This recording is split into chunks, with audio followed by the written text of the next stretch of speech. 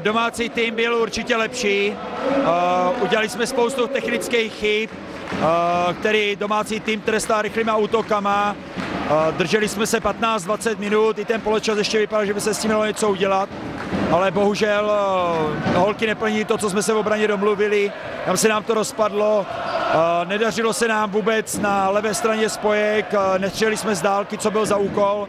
Jo, takže tady to vidím náš největší deficit. Oproti tomu velice dobře zahrálo domácí družstvo zkušeně. Ke konci už hráli mladí hráčky, jo, aby zase nazbírali nějaké ty zkušenosti. Takže určitě poblahopřeji domácímu družstvu, zaslouženě vyhráli. První 10minutovce toho druhého poločasu, místo toho, aby jsme to trošinku se snažili skorigovat, jo, tak jsme dostali 4 slepený góly do rychlých útoků, jo, z jasných náskoků a tam to bylo asi to rozhodující.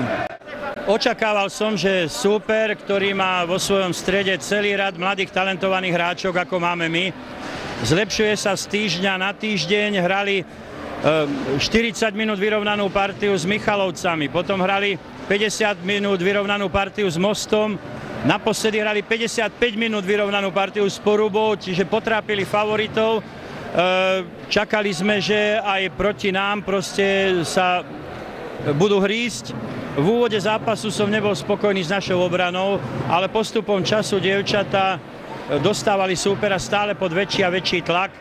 Takže sme si v druhom polčase mohli dovoliť nechať zahrať každú hráčku, každá si dala gól. Je to super, jediný čierny mrak, piatok sa nám na tréningu nepríjemne zranila Evička Veselková. Dúfam, že do stredy bude v poriadku, keď nás čaká veľmi ťažký zápas v Michalovciach. Chcel by som aj touto cestou poďakovať našim fantastickým fanúškom za skvelú podporu.